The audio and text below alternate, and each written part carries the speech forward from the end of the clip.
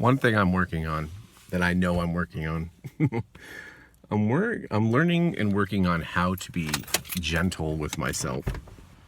This is something I have struggled with probably on a daily basis for most of my almost 40 years on this planet, is knowing when to have internal reflection and process things so that I can, work through it.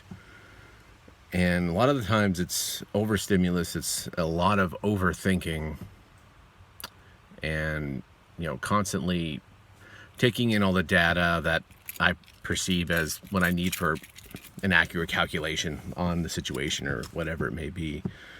And I listened to that Alan Watts video, and he said, he's like, there's no way you can take in that data. There's no way you can possibly, and I'm trying to drill this in. There's no way that you could possibly take in all the data you need to make a decision about just about anything. There's so many variables, so many implications that we just do the best we can and move forward. And that is, and solidifying that and resting in that truth, I feel a lot of resistance in me, and my programming is coming up, and the numbers are coming up, and the programming from childhood about this and that and shame and you're not good enough if, and all those things that recycle, transmute, recycle, still keep coming up, and I'm creating space for myself. I'm allowing, I'm being present. I'm trying to let the heart master the brain, because ultimately our hearts are our masters. As loud as our brains are, as almost corrupt as they are, the heart is always the golden ruler of the self. And the heart outshines, but the brain can amplify, and almost like the heart is still speaking, but there's this transmission that goes over the heart from the brain and all of its little friends and voices, and